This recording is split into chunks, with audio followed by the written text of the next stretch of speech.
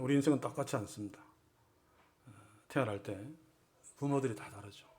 어떤 자는 좋은 부모 밑에서 좋은 환경에서 태어나 최상의 상황에서 살기도 하고, 또 어떤 자들은 최악의 상황에서 태어나서 나쁜 환경에서 살기도 합니다. 물론 중간 부류도 있습니다만, 좋은 환경에서 사는 것은 참 좋은 일이죠.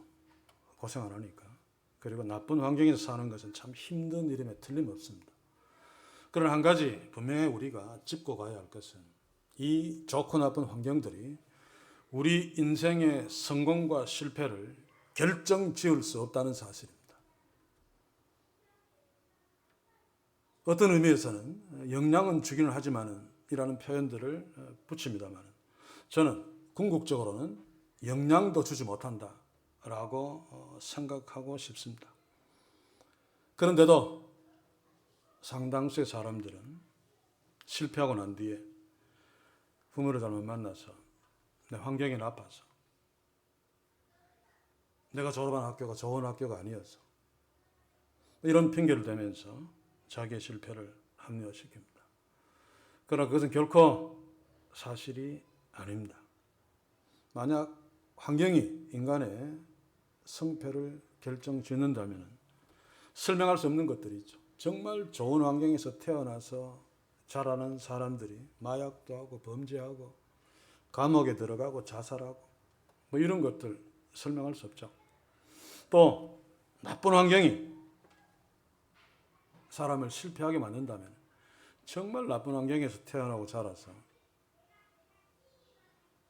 큰 성공을 거두고 사는 그런 인생들 또한 설명할 수 없습니다. 그래서 오늘 우리 인생을 결정하는, 성패를 결정하는 진짜 원인이 무엇인가, 이유가 무엇인가, 요인이 무엇인가를 오늘 주어진 본문으로 함께 살피기를 원합니다.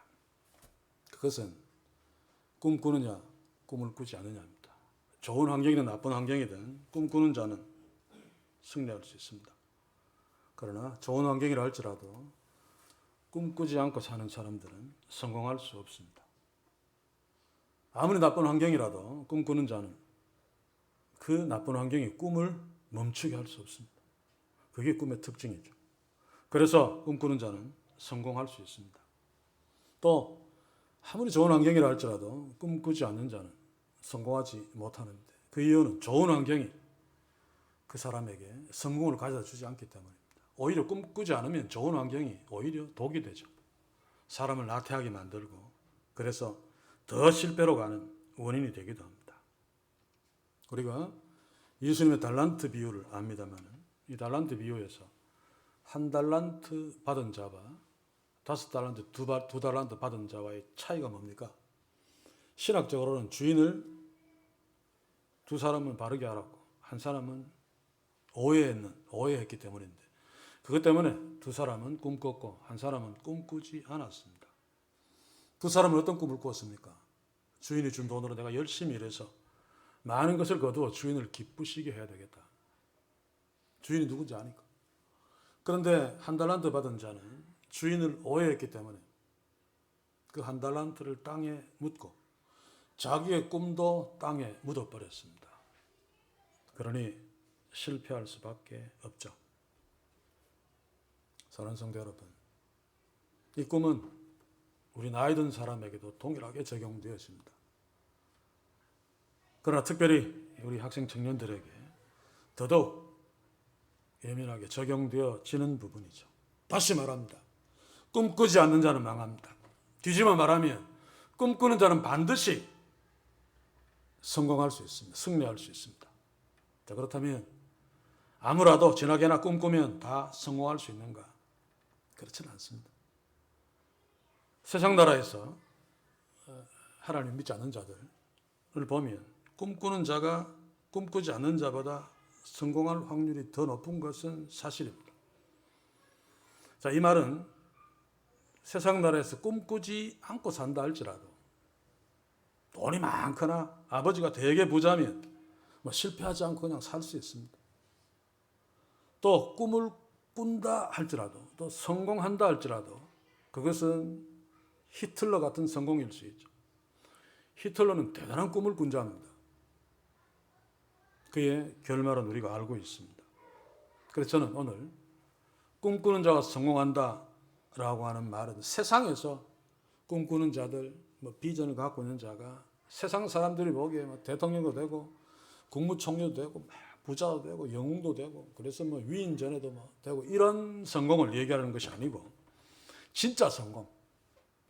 진짜 성공이 뭡니까? 그것은 온 우주의 왕이신 주인이신 하나님이 주시고 하나님이 인정하시는 성공이 진짜 성공입니다.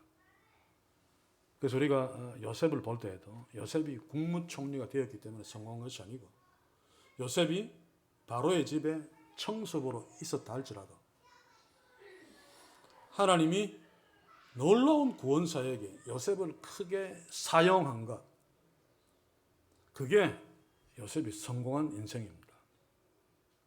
하나님 요셉에게 그런 꿈을 주셔서 그 꿈의 내용대로 요셉을 끌고 가시고 요셉으로 하여금 하나님의 위대한 구원의 도구, 뭡니까? 가깝게는 가나안 땅에 살고 있는 야곱의 70가족을 애굽 땅으로 편안하게 오게 해서 요셉이 없으면 불가능합니다. 고센 땅에 안주하게 해서 거기서 큰 민족을 이루고 그래야지 가나안 땅을 진짜 정복할 수 있죠. 야곱이 그전에는 가나안 땅에 그냥 손님으로 산 것입니다. 여기서 커지면 가나안 칠족 속들이 그냥 죽여버리죠. 여기서 절대로 큰 민족이 안 됩니다.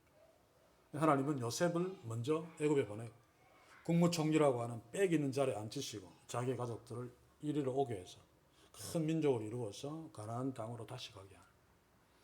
이때 요셉은 하나님이 자신한테 준 꿈을 통해 분명한 비전을 보고 있습니다. 성경에는 직접적으로 기록하고 있지 않지만 마지막 요셉의 유언에서 그것을 알 수 있죠. 너희들이 나중에 가나안 땅으로 갈 때 요셉은 자기의 민족들이 가나안 땅으로 갈 것을 확신했습니다. 내 해골을 들고 가라. 하나님의 백성들에게 분명한 꿈, 분명한 비전을 심어주죠. 이게 요셉이 성공한 인생을 산 것입니다. 국무총리가 되었다. 이거는 아무것도 아니죠. 그게 뭡니까? 더 큰 애굽에 바로왕이 있는데 바로왕 바로 밑에 있는 자가 무슨 성공한 것입니까? 바로왕이 더 성공한 거지. 그런데 이 시대의 타락한 교회들은 자꾸 요셉이 국무총리가 된 것, 여기에 자꾸 초점을 맞추도록 학생과 청년들을 유도합니다. 사랑하는 성도 여러분, 저는 오늘 요셉의 꿈을 보려고 하는데 정말 안타까운 건 이 시대 교회들이 요셉의 꿈을 이야기하면서 대단히 잘못 가르치고 있는, 특히 학생들과 청년들 그 세미나에서 그렇게 가르치는 것을 보면 저는 화가 납니다. 요셉이 국무총리 그 위대한 꿈을 꾼 것처럼 너희들도 위대한 꿈을 꾸어라. 하나님이 요셉을 총리 대신 만든 것처럼 너희들도 위대한 자로 만들어 갈 것이다. 저는 기회 있을 때마다 그런 꿈이라면 꾸지 마라 라고 이야기합니다.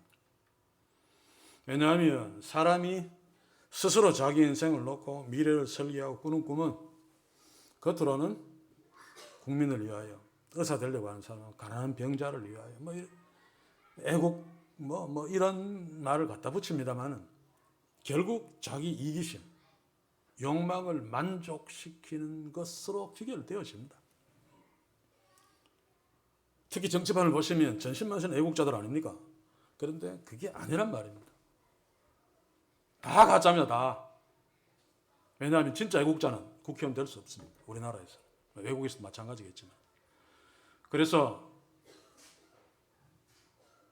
이런 꿈을 꾸려면 한국교회가 청소년 세미나에서 이야기하는 꿈을 꾸라는 그런 꿈을 꿀 방에는 꾸지 말라라고 저는 이야기합니다. 요셉이 꿈꾸면 자신이 만들어낸, 내가 총리 대신 되어서 나라를 구하고 하나님을 기쁘시게 해야 되겠다라고 스스로 꾼 꿈이 아닙니다. 하나님이 주신 꿈을 꾸었죠. 그리고 요셉은 그 꿈을 이루기 위해서 막 지가 노력하고 막 지가 애굽으로 달려가고 시험 치고 국회의원 되고 국무총리 된 것이 아닙니다. 하나님이 그렇게 끌고 가셨습니다. 총리 대신이 되는데 요셉이 노력한 것은 아무것도 없죠, 사실. 그러니까 이런 것들을 사실은 놓치면 안 됩니다. 자, 그러면 먼저 요셉의 꿈이 무엇인가? 보통 우리가 잠자면서 꾸는 꿈, 그런 꿈이 아니고 하나님이 주신 계시입니다. 구약시대 하나님은 자기의 자녀들, 백성들에게 하나님의 뜻을 전할 적에, 하나님이 계시하시고 싶을 적에 꿈과 환상으로, 또 선자를 통해서 말씀하시기도 하시고, 때로는 직접 말씀하시기도 하시면서 하나님의 뜻을 전달했습니다. 요셉도 꿈을 꾼 것은 하나님이 꿈을 통해서 요셉에게 계시를 보여주신 것입니다. 요셉은 그 계시를 통해서 비전을 본 거죠. 그냥 꿈이 아닙니다. 우리는 보통 꿈, 드림 그러면 참 좋은 것이라고 생각하는데, 우리 하나님의 백성들은 하나님이 주시는 꿈, 그래서 이것을 현실적으로 뒤바꾸면 요셉처럼 꿈꾸라라는 이야기는 하나님의 계시를 만나라라는 이야기인데, 주의 말씀을 주목하고 말씀을 통해서 하나님이 계시하신 그 계시를 통해서 하나님이 나한테 주신 비전을 보라라고 설명하는 것이 바른 설명입니다. 요셉은 하나님 주신 꿈을 통해서 그는 비전을 보았습니다. 비전을 보았다는 표현이 맞지 않죠. 비전 자체가 본다는 것이니까. 이 비전은 비데오, 우리가 보통 비데오 보는 거 비데오죠. 이게 라틴어인데 원래는 발음을 제대로 하면 비데오입니다. 비데오. V 발음을 라틴어에서는 안 하죠. 나는 본다라는 뜻입니다. 비데오가.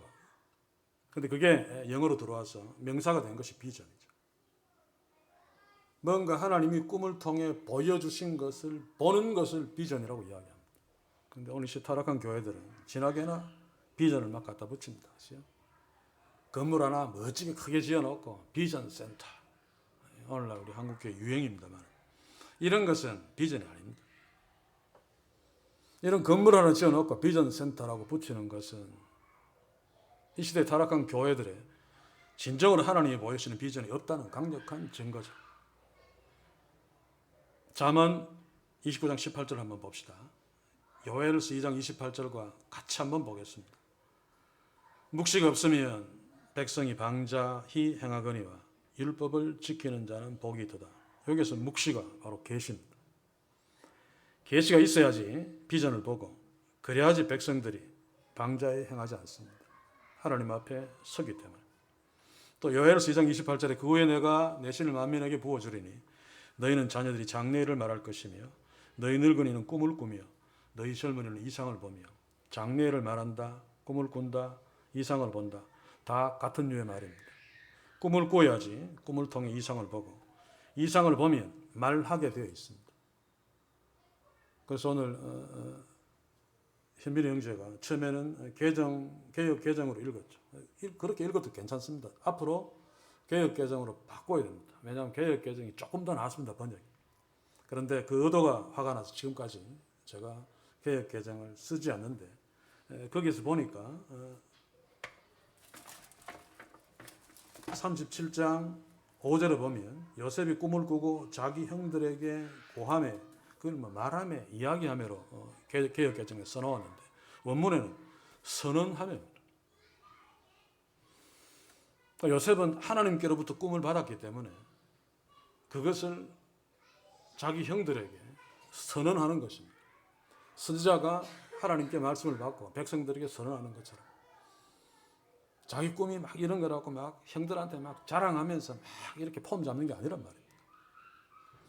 하나님의 꿈을 꾸는 자는 요엘서 2장 28절처럼 장래일을 말하게 되어 있습니다. 왜냐하면 그 꿈은 하나님이 주셨기 때문에 그렇습니다. 그래서 오순절에 성령이 임하시면, 오늘 요엘서 2장에 보면 청년들은 하나님의 계시를 통해서 하나님이 주시는 비전을 보고 요셉의 꿈을 통해 본 거죠. 하나님이 주신 꿈을 말하며 그렇게 될 거다. 실제로 성령이 오심으로 시작된 교회가 그렇게 왔죠. 중간에 불행하게도 다 변질되었습니다만, 그러나 참교회는 계속해서 유지되고 있습니다. 성령이 역사하시고. 이 시대도 참교회는 바로 하나님이 주신 꿈, 하나님의 꿈을 꾸는 교회죠. 그 꿈을 통해서 비전을 보고 그 비전을 말하는 교회가 참교회입니다.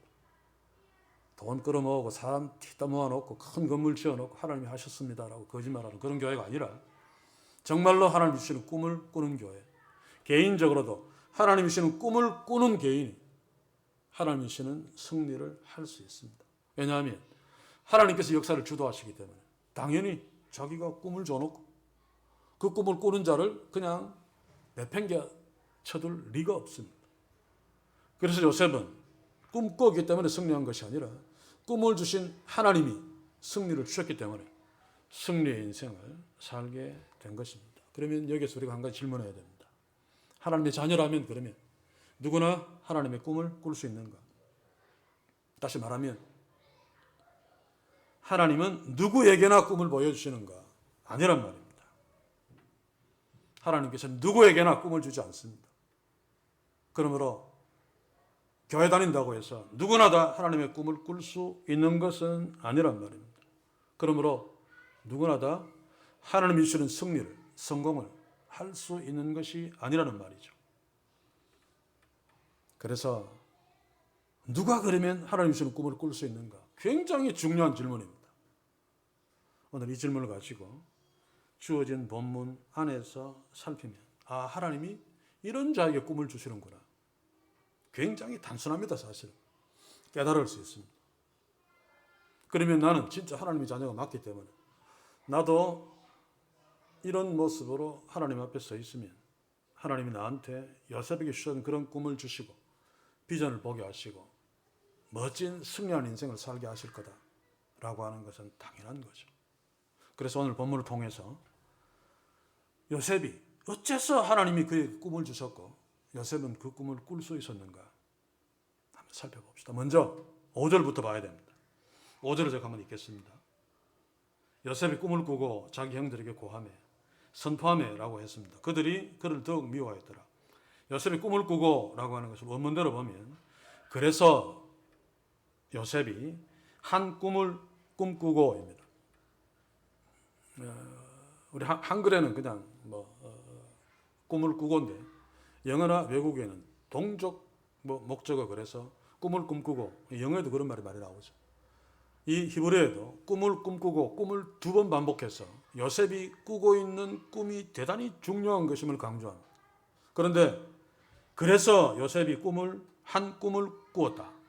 그래서가 있습니다. 그러면 요셉이 한 꿈을 꾼 이유가 바로 앞에 1절에서 4절 사이에 있다는 이야기죠. 그러면 요셉이 하나님이 주신 한 꿈을 꿈꾼 이유가 뭔가? 하나님이 왜 요셉에게 한 꿈을 꿀 수 있도록 역사했는가? 그 이유가 1절에서 4절 사이에 있는데 2절에 있습니다. 2절을 한번 읽어봅시다. 야곱의 약전이 이러하니라. 요셉이 17세의 소년으로서 그 형제와 함께 양을 칠 때 그 아비의 첩 비라와 실바의 아들들로 더불어 함께 하였더니 그가 그들의 과실을 아비에게 고하였더라. 여기서 우리가 먼저 볼 것은 요셉이 아버지에게는 특별한 사랑을 받았을지 몰라도 받았습니다.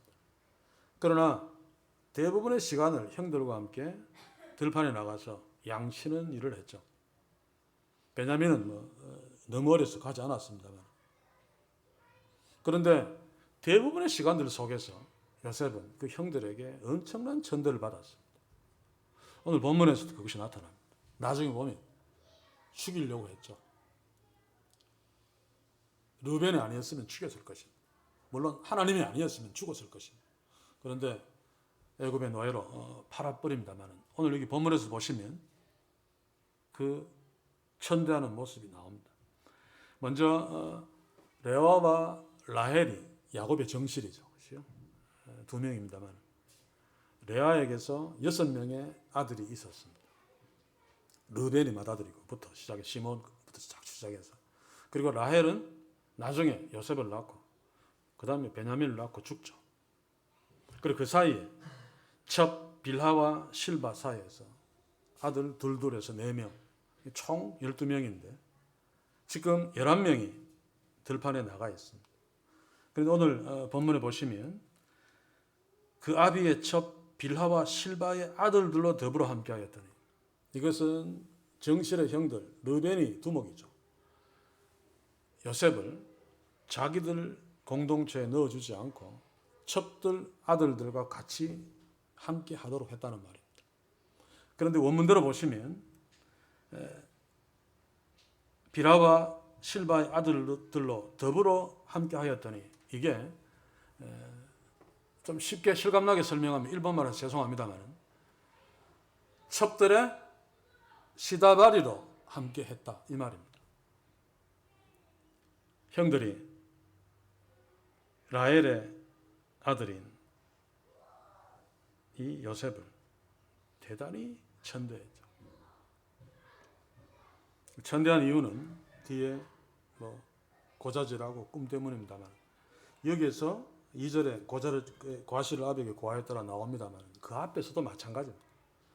고하였다라가 미워하려고 하기 때문에 그것은 지속적인 야곱의 행동인데, 어쨌든 더불어 함께 하였더니는 형들이 요셉을 첩실의 아들들의 시다바리로 같이 붙여주고 그들의 심부름이나 하고 이렇게 하도록 그냥 굴렸습니다. 그런데도 요셉은 그 다음에 보시면 10명의 형들과 함께 있으면서도 형들이 죄 지은 것들을 아버지한테 고했다. 고했다가 미완료인 것은 형들이 아버지를 떠나서 멀리 들판으로 나가서 양을 칠 때마다 나쁜 짓을 계속했고, 요셉은 그 형들이 계속하는 나쁜 짓을 할 때마다 계속해서 아버지한테 가서 고해 바쳤다는 말입니다. 그런데 일반적으로 이 부분을 설명하는 책들을 보면 요셉이 형들의 잘못을 고자질을 했다라고 좀 비하합니다. 요셉이 어렸기 때문에 철이 없어서 아버지한테 가서 막 일일이 다 고자질함으로 형들의 미움을 자초하는 바보짓을 했다라고 말합니다. 그러나 이것은 완전히 틀린 이야기입니다. 그렇게 이해하는 것은 하나님 앞에서 범죄한 그 사실보다 사람들 사이, 형제간 사이에 어떠한 의리를 더 중요하게 여기는 인본주의에서 나온 가치 판단입니다. 원래 인본주의는 하나님과의 수직 관계보다 사람들과의 수평 관계를 더 중요하게 여기죠. 그래서 타락한 이 시대 교회들은 사람들이 좋다면 많이 모일 수 있고 잘 된다면 하나님과의 수직 관계는 언제든지 무시합니다. 이렇게 설명하는 것도 마찬가지입니다. 형의 잘못을 아버지한테 고하는 거, 그 형제간에 우애를 깨고 형들도 곤란해지니까 이거 고자질이고, 아직 어려서 유치해서 그냥 아버지께 찔러 바쳤다, 고절로 바쳤다 이렇게 이해하는데 그렇지 않습니다. 형들은 지속적으로 나쁜 짓을 했는데 이 형들이 어떤 사람인가, 과거에 그들의 정과를 한번 살펴볼 필요가 있죠. 형들이 어떤 놈들입니까? 자기의 여동생 디나, 이것은 레아의 딸입니다.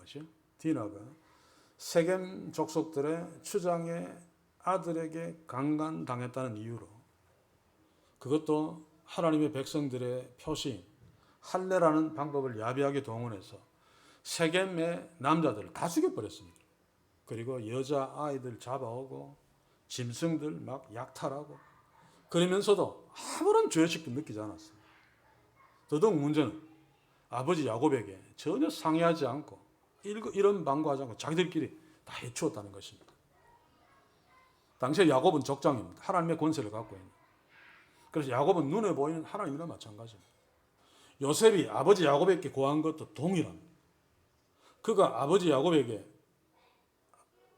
아들의 형들의 잘못을 고자질했다는 것은 그 내용이 그냥 약간 실수하고 남의 집 들판에 곡식 따먹고 이런 정도가 아니고 세겜의 그 아들들을 죽이는 그런 살인잔치와 유사한. 또 르우벤은 어땠습니까? 아버지의 첩과 놀아났습니다.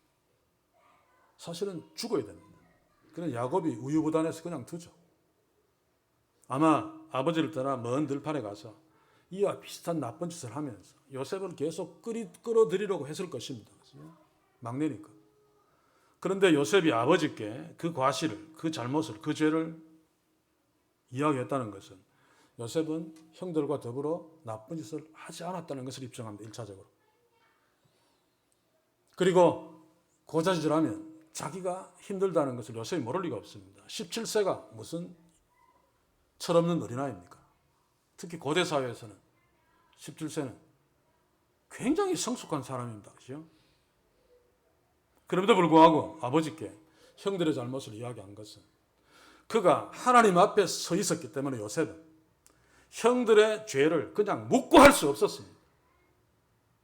그래서 눈에 보이는 하나님과 마찬가지 하나님의 권세를 갖고 있는 아버지 야곱 족장에게 형들의 과실을 이실 직고할 수밖에 없었던 거죠. 그래서 이 2절 후반부를 통해서 우리가 판단할 수 있는 것은 형들은 다 하나님 없이 마음대로 죄짓고 살았고 그럼에도 불구하고 그런 환경 속에서도 요셉은 하나님 앞에 섰기 때문에 그들과 함께 범죄하지도 않았을 뿐더러 그 죄를 그냥 묻고 하지도 않고 아버지 야곱에게 곧 일러 바쳤다. 형들에게 미움당할 것을 각오하고 이런 상황은 오늘날에도 그대로 벌어집니다. 하나님 앞에 선 교회, 하나님 앞에서 사는 자녀들. 물론 나도 개인적으로 실수할 수 있지만 그러나 지속되는 어떤 범죄에 동참하지 않습니다. 그렇죠? 타락한 교회들이 하는 짓에 동참하지 않습니다. 그리고 그것을 그냥 가만두지 않습니다. 괜히 이야기하면 손해인데도 그 잘못들을 선포합니다. 지적합니다. 그래야지 깨닫는 사람은 깨닫고 돌아올 수 있으니까. 어둠의 일들을 고발합니다. 그래야지 어둠에 있는 사람들 중에 빛으로 돌아올 사람들이 생깁니다. 그러면 고생한다는 것 뻔히 압니다. 그럼에도 그렇게 합니다. 이게 바로 요셉입니다. 요셉이 이렇게 하나님 앞에 살았기 때문에 하나님은 다른 형들이 아닌 요셉에게 하나님의 꿈을 주신 것입니다. 요셉이 형들의 과실을 아버지께 일러 바친 것. 형들은 되게 싫어할 일이지만 하나님은 되게 기뻐할 일입니다. 왜냐하면 요셉이 하나님을 늘 의식하며 살고 있기 때문에. 물론 요셉이라고 왜 안 지었겠습니까? 그러나 지속적인 그리고 단체적으로 범죄하는 그 죄에 동참하지 않고 하나님을 의식하면서 그 죄를 아버지에게 일러바지. 다윗에게도 이런 모습이 보이죠. 사울과 다윗의 차이가 뭡니까? 하나님 없이 사는 사울, 10명의 형들과 비슷하죠. 다윗은 하나님 앞에서 사는 인생이었습니다. 비록 실수도 하지만. 사무엘상 19장 18절 한번 봅시다. 다윗이 도피하여 라마로 가서 사무엘에게로 나아가서 사울이 자기에게 행한 일을 자기한테 죄 지은 거죠. 사실 다 고하였고 다윗과 사무엘이 나엿으로 가서 거하였더라. 다윗이 굳이 아무 힘도 없는 이제 늙어 빠진 사무엘에게 사울의 죄악상을 이야기할 필요가 없습니다. 그래봤자 자기한테 아무 유익이 안 되니까. 그럼에도 불구하고 그것을 고한 것은 당시에 사무엘은 하나님의 말씀을 받아서 선포하는 하나님의 선지자입니다. 눈에 보이는 하나님이죠. 그래서 다윗은 하나님 앞에 섰기 때문에 사울이 자기한테 잘못한 죄악상을 사무엘에게 그대로 다 말했던 것입니다. 요셉이 아버지 야곱에게 형들의 범죄를 고했던 것도 동일한 것입니다. 사랑하는 성도 여러분, 제가 지금 계속 이 말을 하고 있는 것은 하나님의 자녀가 이 땅을 살면서 하나님을 의식해야지, 하나님 앞에 서야지 형들의 범죄에 가담하지 않을 수 있고 그 범죄에 대해서 손해볼 줄 뻔히 알면서 그것은 죄야 라고 지적할 수 있습니다. 이런 자들에게 하나님은 꿈꾸게 하십니다. 하나님의 놀라운 일들을 이루어가는 도구로 사용하기 위해서. 그래서 오늘 이 본문을 통해서 저는 우리 학생들, 청년들, 우리 모두에게 하나님 앞에 서자. 잘 안 되지만 때로 실수하고 넘어지고 범죄도 하지만 그러나 사울처럼 범죄하지는 않습니다. 하나님의 반선자들은 그렇게 살죠. 10명의 형들처럼 그렇게 살지는 않습니다. 근데 우리가 하나님 앞에 서지 않으면 거기에 동참해버립니다. 그렇지 않다 할지라도 그것이 죄인 줄 모를 수도 있고 그것이 죄라 할지라도 하나님의 공의로 지적하지 못합니다. 겁나니까. 요셉을 보십시오. 2절 후반부 이렇게 살았기 때문에 나중에 결정적인 위기의 순간, 완전히 그냥 절벽 밑으로 떨어질 순간에도 그는 하나님 앞에 있었기 때문에 결코 무너지지 않고 절벽 아래로 떨어지지 않았습니다. 한번 봅시다.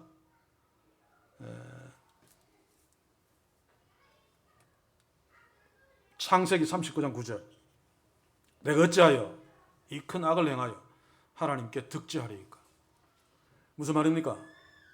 보디바르 집에 노예로 잡혀갔습니다. 참 고생하는 거죠. 고향을 떠나 멀리 외국 땅에 굉장히 외롭습니다. 거기에다가 요셉은 피 끓는 청춘입니다. 그런데 보디발의 아내가 유혹합니다. 이 노예 여자가 유혹하는 건 전혀 다릅니다. 주인의 아내, 굉장히 옷도 예쁘게 입고 아름다고 화장도 막. 그 유혹을 보통 이기기 어렵습니다, 사실. 그런데 요셉은 내가 어떻게 이 악을 행해서 하나님께 득죄하리까? 형들과 같이 있으면서 형들의 범죄에 가당하지 않고 그 죄를 아버지께 고했던 그 삶이 여기에서도 그대로 있었기 때문에 이 요셉은 그 범죄의 한통 속에 되지 아니하고 벗어날 수 있었던 거죠. 이것은 요셉이 특별히 유혹에 잘 이기는 힘이 있어서가 아니라 하나님 앞에 서 있었기 때문에 하나님이 그렇게 역사하셨기 때문에 가능한 것입니다. 그래서 우리도 요셉을 주목하면서 하나님 앞에 서는 삶을 살려고 애써야 됩니다. 하나님의 자녀이기 때문에. 요셉이 이렇게 하나님 앞에 서서 어찌 내가 하나님 앞에서 득죄하리까? 이런 삶을 사는 하나님이 어찌 기뻐하지 않고 어찌 그에게 놀라운 복을 주시지 않겠습니까? 이제 5절에서 11절까지는 이 참 중요한데 내년에 은신 예배 때 설교 본문으로 삼을 것입니다. 참 중요합니다. 하나님이 주신 꿈은 그 특징이 무엇인가? 그 내용이 뭔가? 꿈은 어떻게 전진되는가? 이런 것들도 우리가 알아야지. 내가 하나님이 주신 꿈을 꾸고 있는가? 내 꿈이 어떤 성격인가를 이렇게 살펴서 조정할 수 있죠. 자, 이 부분은 다음 시간에 하기로 하고 오늘은 여기에서 결론을 지으면서 말씀을 마무리하기를 원합니다. 찰리 채플린이라고 하는 시대의 희극 배우가 있습니다. 아는 사람은 알겠죠. 지금도 흑백 필름으로 영화화되고 부분적으로 나오죠. 1900년대 초반에 영국에서 활동한 세계 최고의 코미디 배우입니다. 희극 배우. 이 찰리 채플린이 어느 날 휴가를 즐기기 위해서 어느 이름 없는 시골에 갔다고 합니다. 근데 시골에 가니까 요즘으로 친다면 플랜카드가 다 걸렸는데 나오나 모창 경연대회 뭐 이런 것처럼 찰리 채플린 흉내내기 대회. 이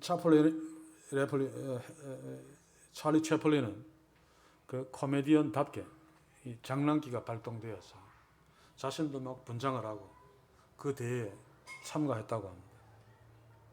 그런데 놀랍게도 결과는 3등이었습니다. 진짜 찰리 채플린이 찰리 채플린 흉내내는데 3등했습니다. 무슨 말입니까? 찰리 채플린이 아니면서 찰리 채플린보다 더 찰리 채플린 같았던 사람이 2사람이나 그 동네에 더 있었다는 거죠. 그런데 진짜 찰리 채플린이 누굽니까?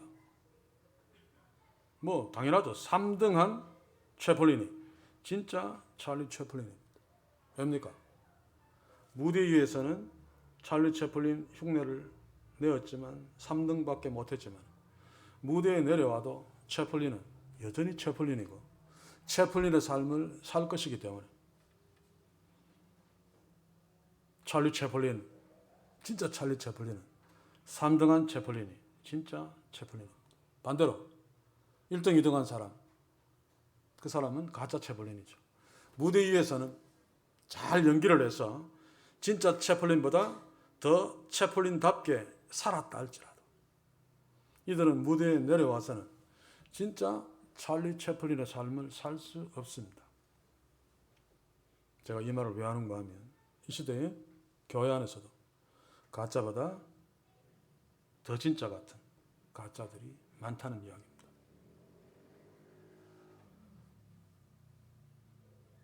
이 세상에도 그렇습니다만, 그래서 우리는 먼저 나를 포함해서 대단히 조심스럽게 주변을 둘러보아야 됩니다. 같은 그리스도인을 할지라도 진짜 같지만 진짜가 아닌 가짜 그리스도인과 어울리면 안 되죠. 더더구나 내가 가짜 그리스도인이라면 나는 모르고 있지만 그렇다면 더더욱 큰일입니다. 그래서 나는 교회 다니고 세례도 받았고 또 주일마다 예배하고 성가대도 봉사하고 교사도 봉사하고 하지만 정말 내가 진짜 그리스도인인가? 한번 질문해 봐야 됩니다. 저는 이런 요구는 질문해서 나는 아닌 게 아닌가 의심하라는 얘기가 아니고 우리가 하나님의 진짜 자녀가 맞기 때문에 한번 질문하면서 도전을 받자는 것입니다. 진짜만이 하나님이 주는 꿈을 꿀 수 있기 때문에. 그런데도 진짜임에도 불구하고 진짜로 살지 않으면 하나님이 기다리십니다. 꿈을 안 주고. 꿈 줘봤자 그건 개꿈이니까.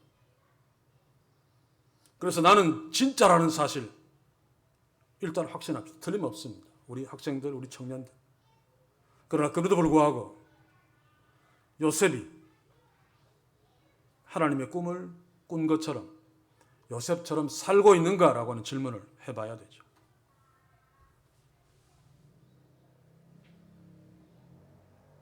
그러면 막 죄짓지 말아야 되는가? 결론적으로 그렇습니다만, 그러나 요셉은 하나님 앞에 선 자라 그랬죠. 그래야지 죄를 의식할 수 있습니다. 요셉의 꿈은 하나님의 계시라고 했습니다.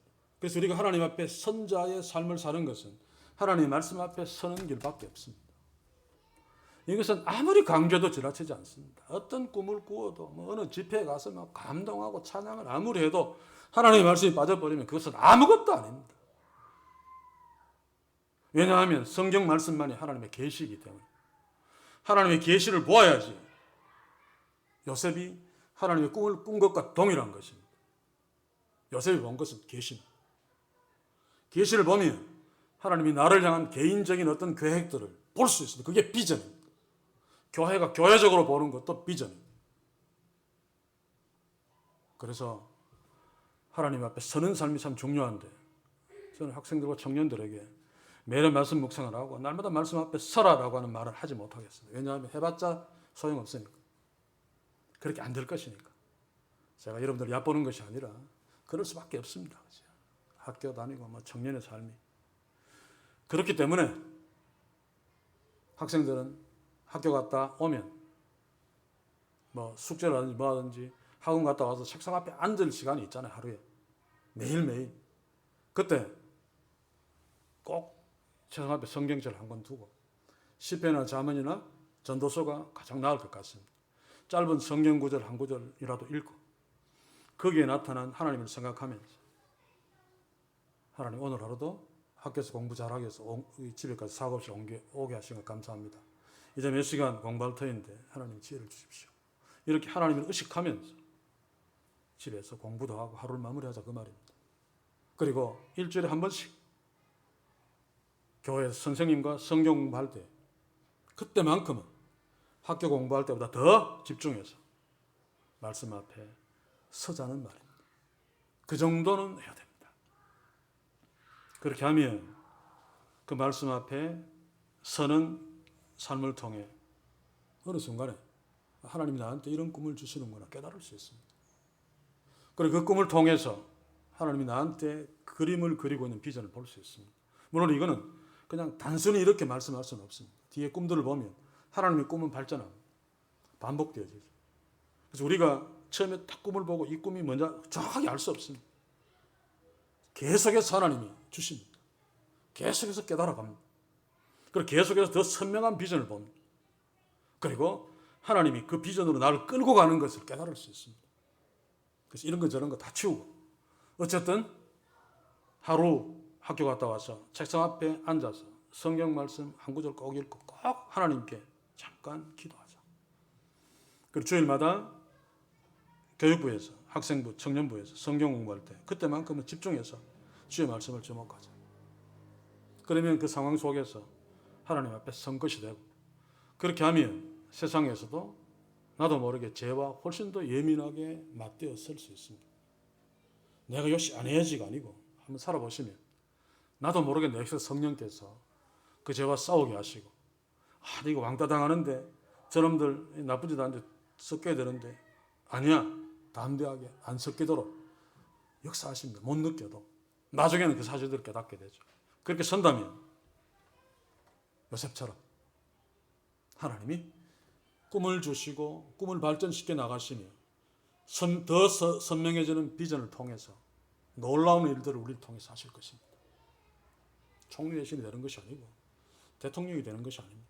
대통령이 돼봤자 뭐합니까? 그리스도인들이 헛짓만 하고 있는 대통령이 되든 또는 교사가 되든 또는 공무원이 되든 또는 직장에 대한 샐러리맨이 되든 또는 개인 사업을 하든 그것이 문제가 아니고 하나님이 기뻐하시는 사람으로 하나님의 놀라운 구원 역사 속에 사용되어지는 도구로 쓰임받는 이게 진짜 성공하는 인생입니다. 저는 우리 학생 청년들이 정말 중요한 시대죠. 세상은 점점 무너져가고 교회는 점점 나락으로 떨어지는데 그래도 하나님께서 여러분들에게 꿈을 주시고 여러분들이 그 꿈을 통해 비전을 보고 하나님이 여러분들을 사용하셔야죠. 요셉이 이스라엘을 가나안 땅을 정복할 수 있도록 요셉을 사용하신 것처럼 여러분들을 사용해서 이 땅에 교회들이 회복되고 하나님 나라가 크게 왕성하는 그런 놀라운 역사가 우리가 하나님 앞에 예민하게 섬으로 꿈꾸고 비전을 보고 하나님이 이루어 주시는 그 꿈의 중심에 서는 우리 학생들, 청년들 되기를 주의 이름으로 간절히 소원합니다. 그리고 계속 기도할 때마다 기도할 것입니다. 우리 믿음의 선배들도 기도할 때마다 우리 학생과 청년들을 위해서 기도합시다. 하나님 앞에 세우시고 하나님 주시는 꿈을 꾸게 하시고 그 꿈을 통해 놀라운 비전을 보게 하시고 하나님이 그 비전으로 인도하시는 대로 따라가게 하셔서 요셉 그 이상의 놀라운 일들 우리의 자녀가, 우리의 청년이, 우리 학생들이 이루게 하옵소서. 아멘. 기도합시다. 주여, 우리 학생들, 우리의 청년들 하나님께서 요셉에게 꿈꾸게 하신 것처럼 기록된 계시 앞에 서서 하나님이 주시는 꿈들을 보며 그 꿈을 통해 하나님이 나의 마음에 심어진 소원, 그 비전을 보게 하시고 그 비전대로 이끄시는 하나님의 인도하심을 따라가는 주의 자녀로 살게 하시어 하나님의 놀라운 일을 이루어내며 하나님 주신 놀라운 복을 누리며 특별히 하나님 나라 역사의 중심에 하나님의 도구로 서는 축복을 우리 학생들, 우리 청년들에게 허락해 주시옵소서. 예수님의 이름으로 기도하옵나이다. 아멘.